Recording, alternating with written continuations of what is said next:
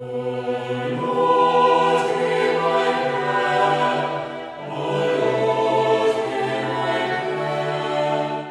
faut quand même faire la distinction entre les gens qui croient en Dieu ou en Jésus et puis les autres, dont la majorité de la société attend Pâques comme n'importe quelle fête. Ils vont certainement, comme les chrétiens, colorer les œufs. Et après, on fait des batailles à Pâques d'œufs. C'est surtout pour les enfants, mais même entre familles, ça met de l'ambiance. Pour ceux qui vivent à Vilnius et qui ont découvert le message de la Divine Miséricorde, est aussi une fête encore plus importante parce que le vendredi saint commence la neuvaine de la Divine Miséricorde. Et vraiment, donc, on se centre sur ce que Dieu a fait, sur cette folie d'amour pour nous.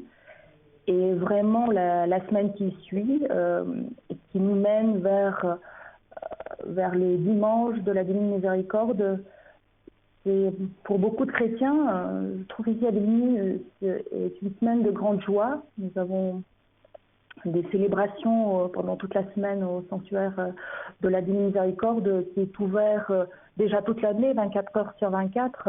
Mais cette semaine-là, c'est vraiment une semaine très particulière. Beaucoup de messes sont célébrées. Les gens se retrouvent, participent à des événements ou à des enseignements avec beaucoup de joie et d'intérêt. Tu es le visage visible du Père invisible, du Dieu qui manifesta sa toute-puissance par le pardon et la miséricorde. Fais que l'Église soit, dans le monde, ton visage visible, toi, son Seigneur ressuscité dans la gloire.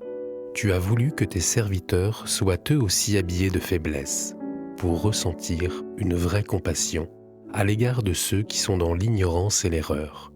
Fais que quiconque s'adresse à l'un d'eux se sente attendu, aimé et pardonné par Dieu.